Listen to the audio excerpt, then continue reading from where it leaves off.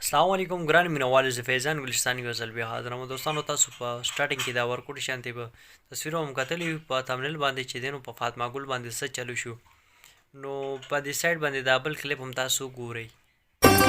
زرکی سترګې لرم تور خسته زلف نو دوستانو تاسو چې دینو په دې سایډ باندې دا تصویر هم صحیح کو دا ویډیو چې دینو ورکوټ شانتي ویډیو دا هم تاسو صحیح کړلو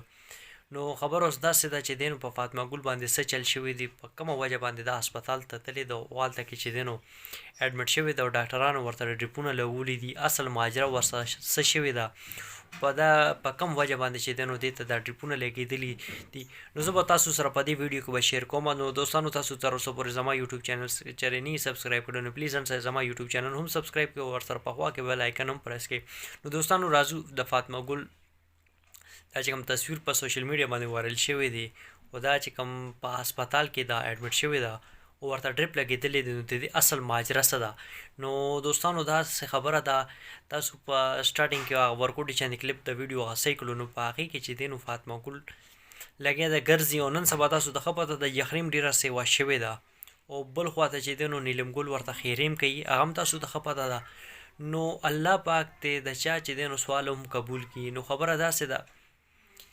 نو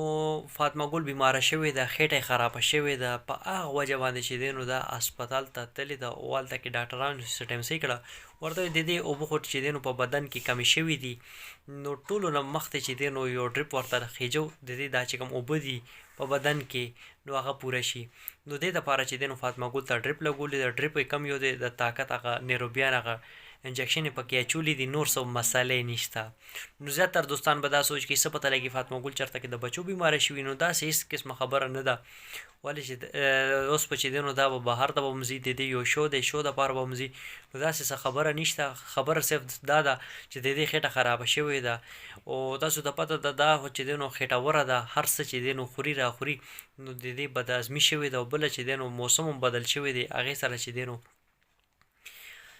د دې خېټه خرابه شوې ده نو په هغه وجه باندې دې ته چې دی نو دا ډریپ لګېدلی دی نو بس دوستانو زما دا میسج دا پیغام هم ما له خپل دوستانو سره شیر کړم که ویډیو کې باندې څه غلطي شوي نو زه بخښنه غواړم انشاءالله ډېر ژر تاسو سره به یو نوي ویډیو کې به ملاقات کېږي دا خپل ځان ډېر ډېر خیال ساتئ د لویه له په امان